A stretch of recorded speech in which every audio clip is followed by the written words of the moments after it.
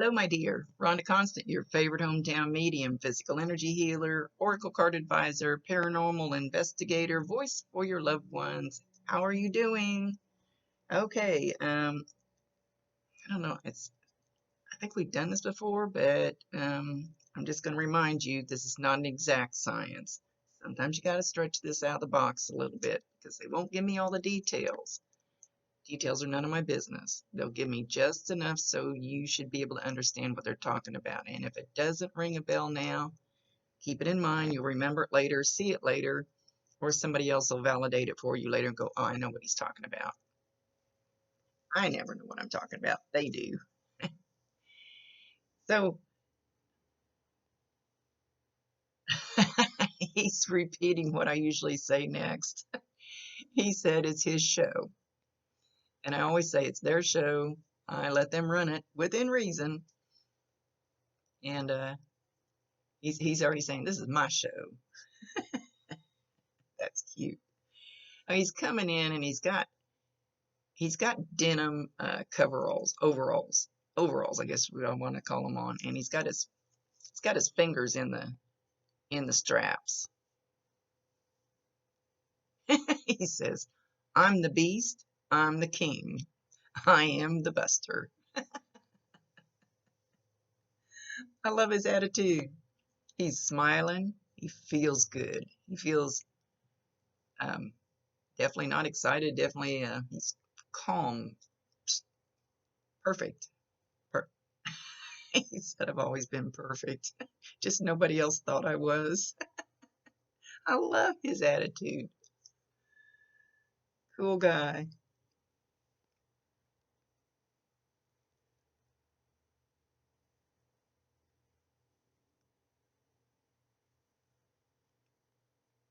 Okay, he's shown me. You ask about the letter. That's the first thing he's showing. And he's showing himself reading it. And then he folds it and he holds it up against his heart.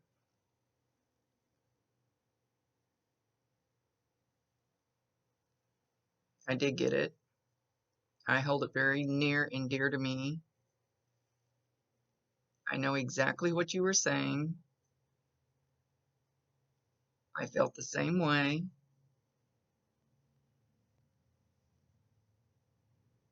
You are a beautiful person. And I always loved being in your presence.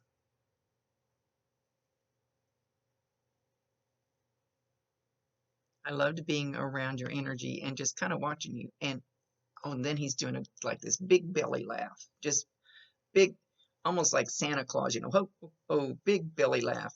Um, Throwing his head back a little bit. He says, "You always made him laugh like that, not laughing at you, but just enjoying your energy, enjoying your silliness, especially when you were younger."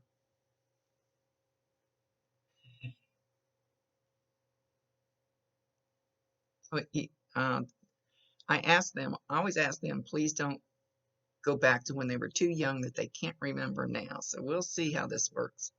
He's showing you younger. I can't tell how young. And you fell down and skinned your knee. Well, we do that 100 times, when we're little. And he says, you'll be all right. Get up. No blood. Don't need an ambulance. Get up, brush it off. Let's go. He says, and you need to still approach life like that. Get up, brush it off when you fall down and skin your knee. And he doesn't mean physically at this time. He doesn't mean physically. Brush it off. Learn not to trip on that same spot. Don't need an ambulance.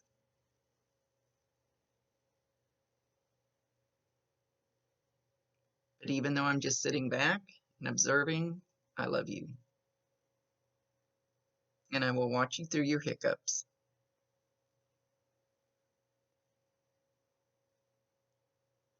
He's not. I'm asking him about the sign, about the letter.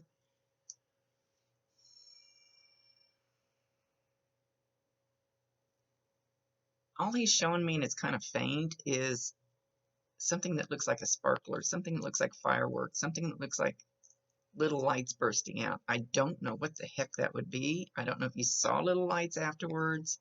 You might have seen little flashes in a room. Oh, he says he's going to do that. He is going to do that. So don't run to the eye doctor. You're going to see. You're going to see. And there, it's not exactly an orb. I actually don't know what they are. I have seen them like under a table, and they all of a sudden it's this really bright little spark of light, and I've seen them grow a little bit, and then off they go like an orb, but they don't look like normal orbs. And yes, some orbs are little dust or a bug flying through, but there are real orbs. I don't care what they say. There's some that are real. You just got to know the difference.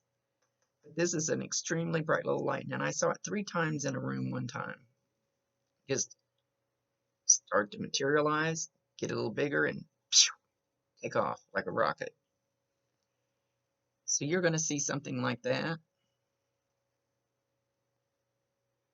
I thought he was going to play, well, violin. I thought he's going to play a violin, and then I'm thinking it's more like a, I don't want to say reggae music. It's not country music. It's and then I'm also Charlie Daniels is coming to mind, but maybe just because he was my favorite and he just passed away and he used to play a fiddle. He's trying to associate some kind of music, but I can't come up with the name of it because it's not like country music. It's not rock and roll. It's bluegrass, maybe. I don't know exactly what term, but hopefully you'll understand. He says he's jamming with the best of them.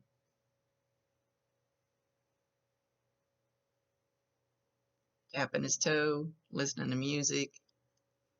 He's got him a fiddle. Whether he played one or not, maybe he just loved fiddle music, and he's kind of rocking and tapping his toe, and he says, I can play it now.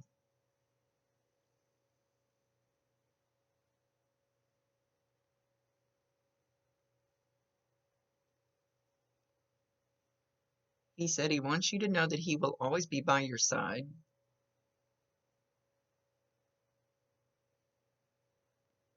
I don't feel like he'll be pushy about anything, but he will like be there. I don't know if that makes any sense to you. It's like he doesn't even feel really like a guardian. He is a protector, but he's not like this big warrior protector, but he's there, making sure things are going to be okay. He says, don't make me do the palm to the forehead. Like, what are you doing? We have our free will choice, and I do some dumb stuff. And they go, Rhonda, what are you doing? Just me doing it again. So that's that type of thing.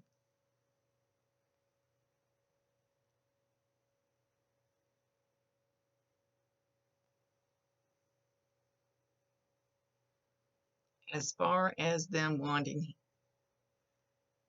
okay, now I'm starting to get kind of a high-pitched ringing in one ear. Know that when you get that high-pitched ringing in one ear, not both ears, I have tinnitus, so I get ringing in both ears, but this is like a high pitch, but this was soft. Sometimes it's really super loud, one ear. That's to get your attention. Somebody up there is trying to get your attention. So no, stop, pay attention, look around you, ask them, okay, what do you want? What is it I'm supposed to pay attention to? Or maybe look around and see what's going on right at that moment, or something's being said on the radio, sung on the radio, or said on the TV, radio, whatever. Pop up on your phone, doesn't matter what it is. Pay attention right at that moment. Like, okay, what is it? What are you getting my attention for? And also tell them you can't understand them. Sometimes when they try to talk to you, it comes in like a screech. Tell them you can't understand them. They need to lower their vibration a little lower so you can understand if they're trying to say something to you. Anyway, I'm not sure where that's going to go. Lipstick. So as far as, see, that was a form of communication when I started to say, as far as the kids telling him that he was a good dad,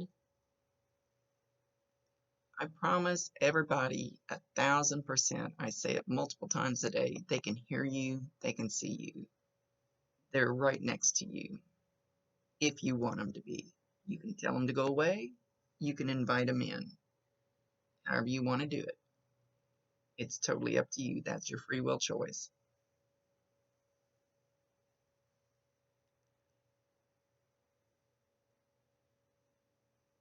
Now he's sitting in a chair, he's got those denim overalls on, and he's kind of stomping his feet, and he's singing, if you're happy and you know it, clap your hands.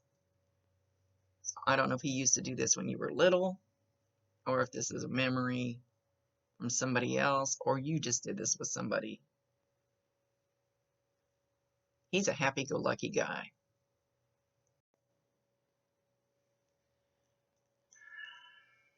Okay, I don't know what he's doing. He's spreading out a piece of paper, like unfolding it, like getting the wrinkles out.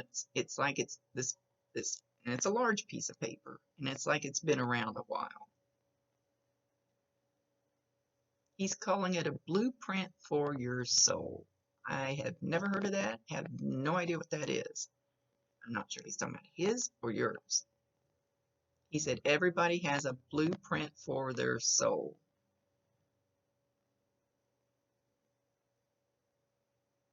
That's why we come here. He always knew his purpose. He always, it's like he had this blueprint for his soul in his back pocket. We usually don't, usually we're not, I don't want to say physically aware of it. We're not aware of it here. Trying to figure out how to explain this. We know before we get here. Then when we get here, it's like we get amnesia and we don't know any of that stuff because we're here to learn. We're here to learn. But he always had this blueprint for his soul stuffed in his back pocket. It's like he maybe earthly really wasn't aware of it, but he was. He was deep down. He knew deep down what his purpose was here, what he needed to learn here. And he feels very comfortable that he did that. What they've taught me is before we get here, we have an exit point. We decide an exit point. It can be when you're 1 day old, it can be when you're 100 years old. Whenever that exit point that we've already pre-planned comes into play, it might wiggle a little bit depending on what's going on around us, but it's going to happen then. And somehow he had a knowing that that was when it was going to happen. I mean, he knew a lot of stuff deep down, spiritually. He may not have been a spiritual, I see ghosts, I believe in angels type of person, but on a soul level, he had a knowing that a lot of people don't know about here because we're not supposed to be aware of it. But somehow, even though he may, say this, dang it, I know what he's talking about. He knew in his gut. He knew in his heart, he knew in his soul, he knew in his gut, even though it may not have been here. I don't know if that explains it any better. Good grief, I better get off the subject before I mess it all up. He just knew, and he was okay with it, and he was ready. He knew it was time to go, and he was okay with that. He knew it was time to go home. I used to cry to go home. He said he never felt like that, like he would cry to go home, but he wanted to go home. And I cried all the time. I wanted to go home until I found my purpose. But he always knew his.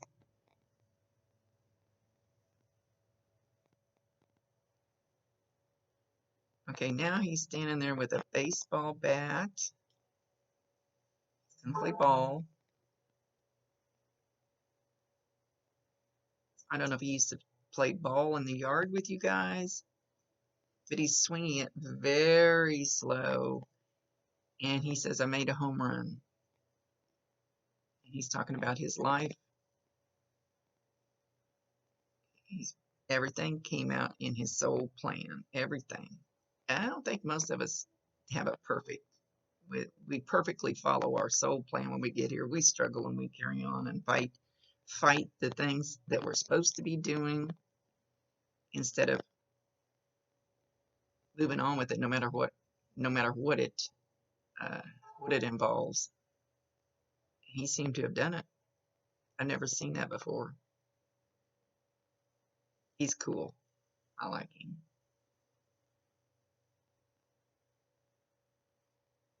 Thank you.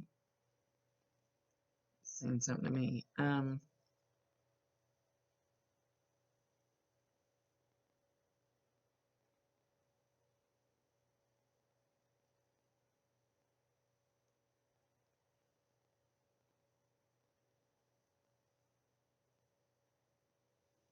Okay, he's showing that he knew there was people in the room when he was getting ready to leave. He knew there was people there.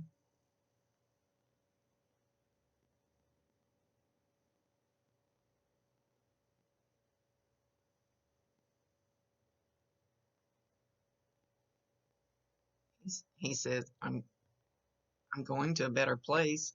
I don't know what you guys are sad about. Like, kind of matter of fact, I know I'm going, and that's where I'm supposed to be. There's a father-like figure standing there waiting for him, and he knew it.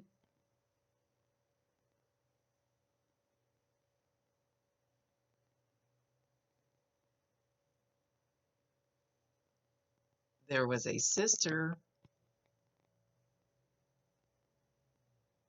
I know you said your mom was his sister and she was in the room, and he knew she was there, but was there another sister that's already passed away? I feel like there was a sister. Sometimes it doesn't have to be blood related. Sometimes it's just somebody that's close enough, like your grandfather can feel like your father. So this father-like figure could be a grandfather. It's the feeling. It's not the blood relation always. It's the closeness, the feeling. The grandfather could have raised him. See what I mean? But there's a sister on the other side that was waiting for him. So if it's not a blood sister, it's somebody that felt like a sister or a soul sister to him. And there's always at least one big angel in the room.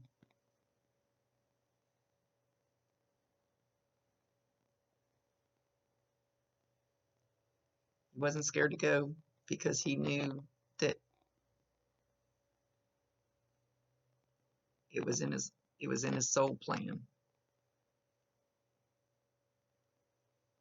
And he had no reason to be scared to go there. He felt like he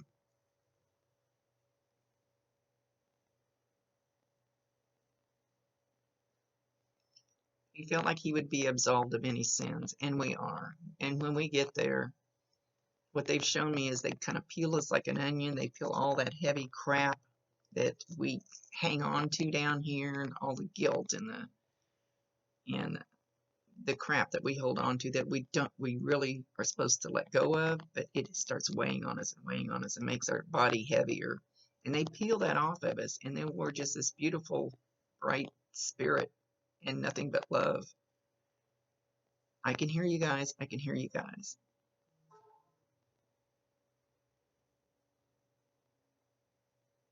You're all beautiful.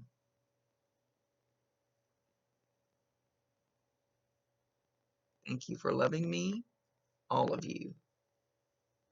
I was honored.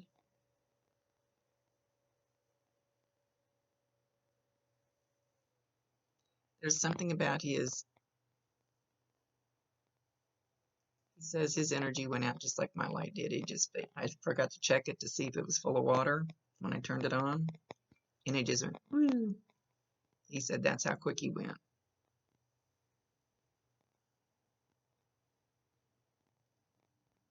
He was honored to have played this part in everybody's life.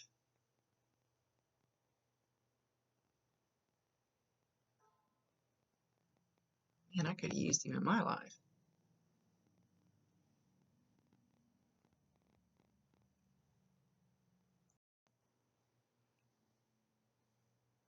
Man, I love his eyes.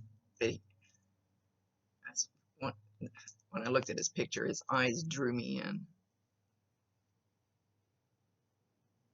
It's almost like I could see his soul through his eyes. So he's literally staring right in your face. When you see this, he'll be staring right in your face, and he's looking at you going, so what are you going to do with your life? Are you going to fight against it, or are you going to follow what your soul's supposed to do? And he's literally staring in your face. And he's going to do this from time to time. Every so often, that little thought's going to come in your head where Uncle Buster's saying, what are you going to do with your life? If there's, okay. So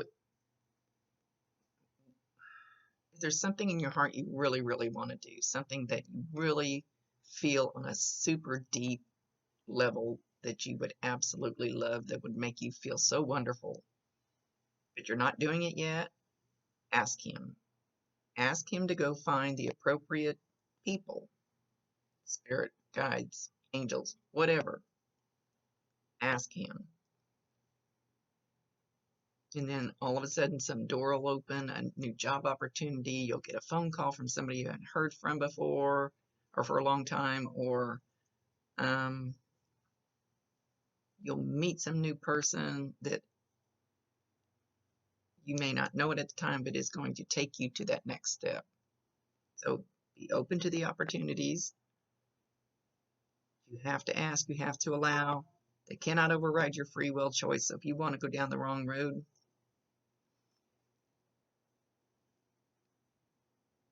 he said, don't ever regret what's in your heart. Don't ever regret what's in there that you want to do. Even if it seems silly to others, tell them to. He went.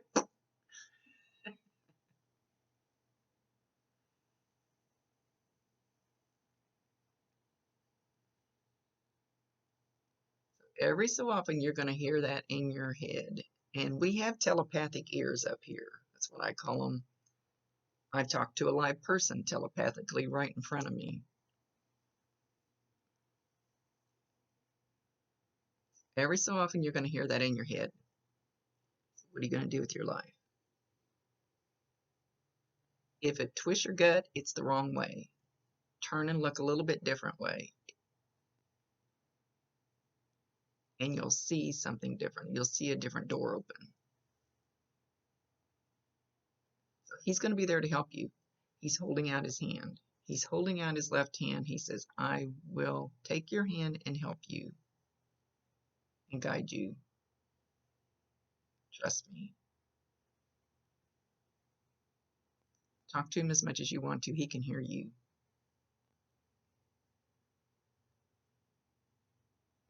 He said he's unbiased, impartial. Don't worry about what you say.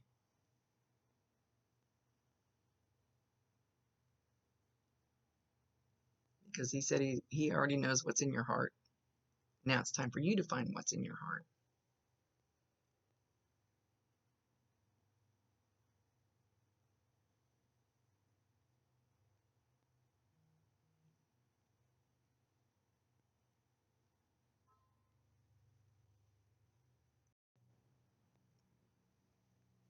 I was asking you for like some kind of validations or a few more signs, and he may not have all that figured out yet.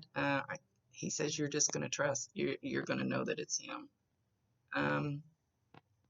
But every so often you're going to feel his whiskers on your face. Just kind of the whiskers tickling, brushing your cheek. Oh, he's actually taking the end of his whiskers and tickling your cheek. And he's on my right side. It doesn't have to be your right side, but that's where they usually come in at, because Bob's always on my left. Except he's faded out again. So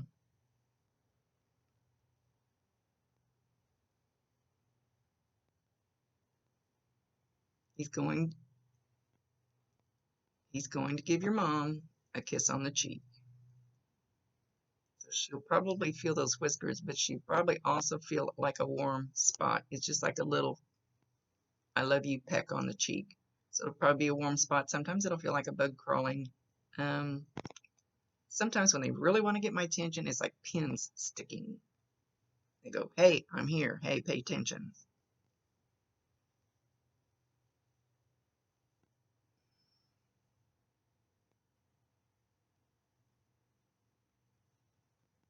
He's not saying exactly what he's going to do for anybody else. He may not have decided yet.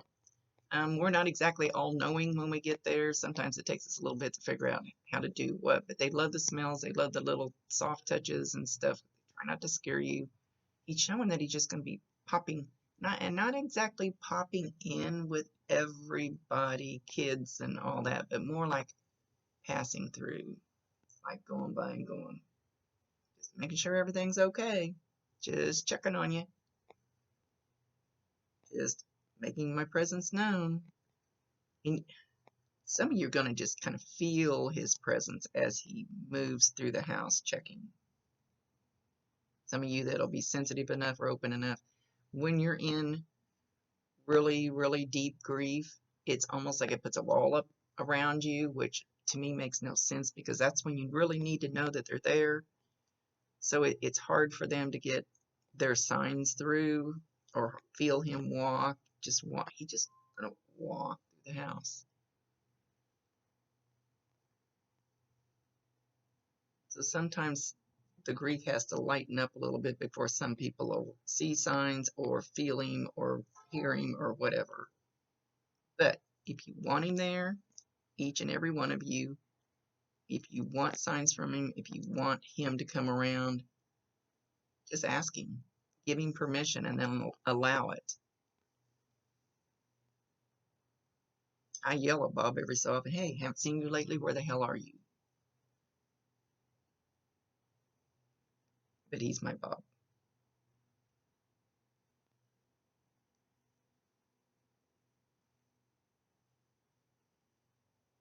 He says, I do love you, little spunky monkey. He's calling you a spunky monkey.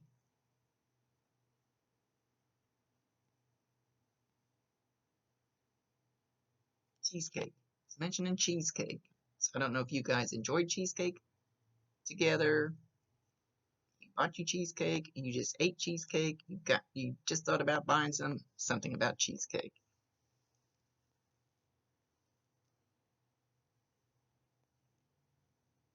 And walnuts, same thing.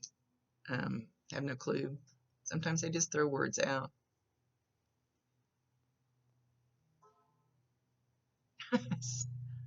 he's he's going to be on your ass. Once again, he goes, what are you going to do with your life? Is it going where you want it to go? He's doing it just like that. He's going to be doing that to you. You may even kind of feel him or see his face or whatever, but he's doing it in a very, very loving, no, not judgmental at all. Absolutely not judgmental because you can do whatever the hell you want to. You got free will choice. He's in a very loving, compassionate way. Not not like you're fucking up way, like he's telling you you're fucking up. That's not what he's saying at all. He wants you to actually look and think about it in a loving way.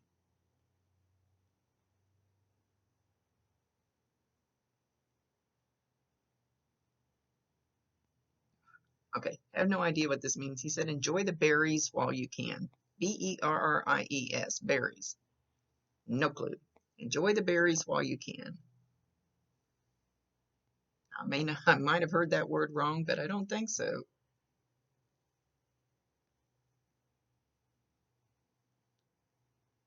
Just make sure whatever you do makes you happy. In your soul, in your gut, on your soul plan. You don't even have to know what your soul plan is. You feel it in your gut. Feel it in your heart. he's so laid back, he's peaceful, he's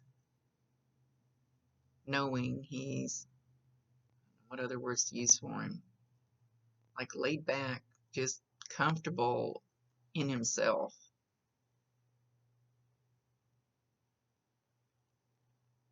Comfortable with things he did, comfortable in his life, comfortable where he's at now, just comfortable in his soul. Not sure I've met anybody that comfortable with everything.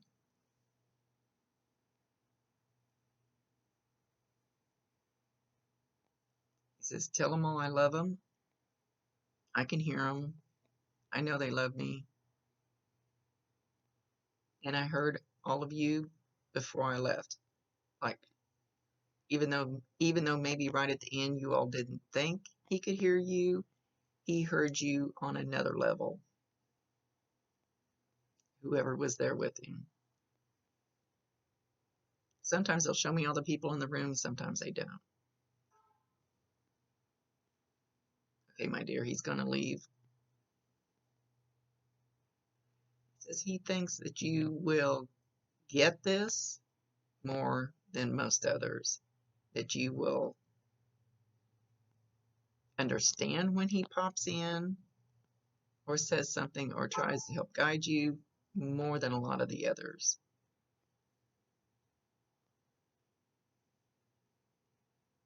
And he loves you. And I love you. Keep on keeping on. Keep on trucking. Keep on trucking. He's pulling the big, did he drive a semi? He's pulling the big air horn.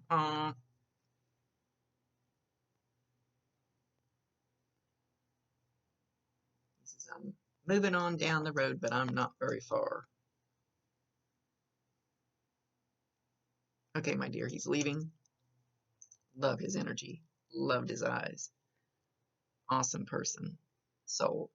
Excuse me. Spirit. Soul. Okay, much love to you, my dear. Rhonda Constant, your favorite hometown medium, physical energy healer, oracle card advisor, paranormal investigator, voice for your loved ones. See you later.